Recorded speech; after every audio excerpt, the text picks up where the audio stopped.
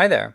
In this section of the course, we're going to take a look at the SOLID design principles. As you may have guessed, SOLID is actually an acronym or an abbreviation, and it stands for the 5 different principles that we're actually going to talk about.